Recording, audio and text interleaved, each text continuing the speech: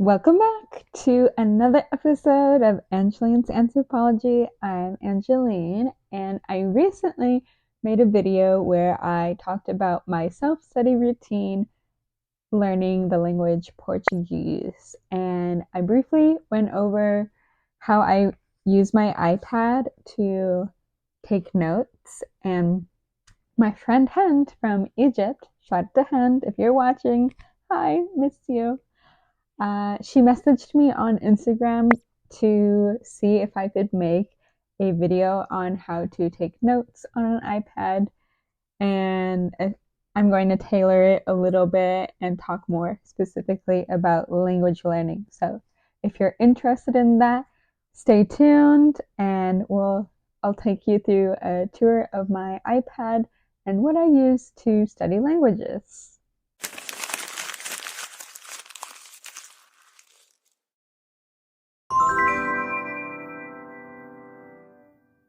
If you're new here, I'm a language learner and former ESL teacher. I'm Filipino, so I know a little Tagalog, but growing up, I mainly spoke English and I started learning Spanish so many years ago when I first started college. Now I consider myself fluent in it. I've been studying many other languages throughout my life. That's including right now Portuguese, Italian, Japanese, Korean, and even more Tagalog. And one day I would really like to learn Arabic. So I am mainly focusing on Portuguese right now. So I will be using my Portuguese notes as sort of a model of what I'm going to talk about today in my video. So, just to get started, I have an iPad mini. I don't know what generation it is at this moment. I'll look it up in a second. But I love using the iPad for notes. So, let's get started and look through it together. The primary app that I use for note taking is Microsoft OneNote. It's probably my favorite for language learning. I first heard about it on through YouTube. I was watching a ton of videos on language learning, and I don't remember who, but I saw a video about someone using Microsoft OneNote and I loved the format of it.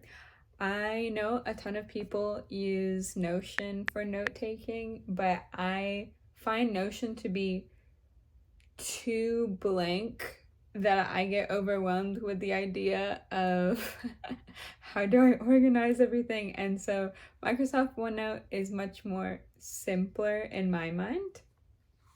So as you can see, I have a lot of different different languages here. Like I've mentioned before, I have studied Filipino, Japanese, a little bit of Arabic, and now I'm currently studying Portuguese. You can see here some of my past Korean writing. And that's mainly the reason why I use Microsoft OneNote, because it's so flexible. You can type or you can write on here. So let's take a look at my Portuguese. So in particular, again, I'm focusing this video on language learning. So I normally have a notebook for Portuguese, and in my notebook, I like to write down my mission as to why I am learning Portuguese. So in my mission, I like to write down why I am learning Portuguese. And in this case, I titled it Porque Quiero Aprender Portugués. It's just a way for me to remind myself why I'm studying the language. I haven't done this for all of the other languages I've studied, but I started doing it for Portuguese just because it's really easy to get complacent and reach a plateau. Like, honestly, at this level of Portuguese, even though I wouldn't consider myself like an advanced Portuguese speaker. I have good enough level because I have a good enough level and I'm not like, I'm mainly learning Portuguese for entertainment rather than for academic reasons. Although I do really want to be able to work with all groups from South America, and obviously Brazil is a large part of that area. Also, Brazil is considered an emerging country in terms of economics, and we would study Brazil in my international politics classes and talk about how it's really becoming a superpower in the world. It's also part of BRIC, the BRIC group. Put more information about that on the side somewhere. But yeah, and also I really like this quote. I don't believe Nelson Mandela actually said this quote. It's just a nice quote. If you talk to a man in a language he understands, that goes to his head. If you talk to him in his own language, you speak to his heart. So looking back at this mission page reminds me of why I want to study the language and why it's important to me, especially when I'm not feeling motivated. And then grammar, grammatica in this case, before I bought the Poise Now workbook, which I recommended in my last video, I would just look up random like language points or random points or grammar points that I didn't know too much about. And while I think that's an okay thing to do, I much rather have a workbook to act as a set of guidelines for me to learn grammar. But in case you can't afford to buy your own workbook in whatever language you're studying, I enjoy just watching videos online, and I will make notes about that. Like in this case, I did the past tense, o pretérito perfeito, and I like, you can do like all kinds of formats. So I could do a chart like this, or I could write it out myself using draw. So if I wanted to, I could do, oh wait, I don't like the look of that. I'm gonna add some, you can change what I like about this, on the view mode, you can change the way it's lined up. So sometimes I like the grid just because it keeps everything very succinct and in line.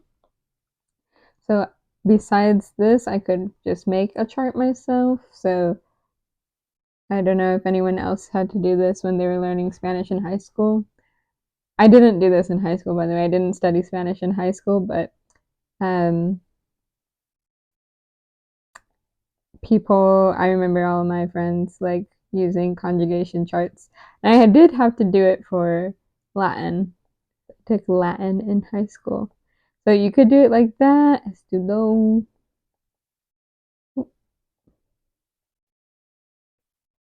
Oh my god, my handwriting is atrocious right now. You could do it like that, and it would be, much nicer looking, hopefully, for you. Vocês. Oh, I forgot to put plural. Vocês. Elas. Eles. Okay, estamos. Okay, well, you get the idea. But also, you don't have to rewrite this every single time. You can use the lasso and copy it, or you can put it around or like move it around. Okay. So you can even take the lasso effect, go around, and then copy, And then if you just go into the text mode, oh, and then long press, you can paste it and move it somewhere else. So it's really easy to use. I love that you can combine both like text and your writing. So that's what I would do for grammar. And then if I was studying from the book, I have one page of like from one unit right now, but this is what I normally do. I would add the lines here on the view and then, either grid or just lined like regular paper. I kind of normally prefer the lines just because it's easier. Or what did I do before? Okay, I guess I did just lines. But it's very easy. It's kind of like when you're in school and using loose leaf paper, but it's electronic. That's the whole point, Angeline. Oh my god. Anyways, so then I would take things from the book and like exercises and answer them in here rather than in the book itself, just because it's hard for me to write in a book because it feels very illegal to do. Because you're like growing up and you're like, no, don't write in the book. But I definitely do that for when I'm reading Alquimista. But that's different. That's different. This is like more of a textbook. So if I ever gave this to someone else, I wouldn't want them to have all my answers written in it anyways, but that's the idea. So I would title it and make sure I kind of stay in line with like the page number of whatever I was studying. In this case, ser, estar, ficar, and write down or use like the different colors. So I would write the point down in a white font like I did here. And then, oh my gosh, I would write the point down in a white font like I did here. And then anything I wanted highlighted or that I thought was important in a different color. So in this case, red. And then I would use examples in a different color in green. And I did the same thing when I was studying Korean as well. So yeah, and then I like that I don't make a huge mess by like when I would with paper, and I can erase things very easily, remove ese, queda. I'm gonna write that again though. Oh, and you can change all the colors here too, like if you have a color scheme that you're going for. But oh,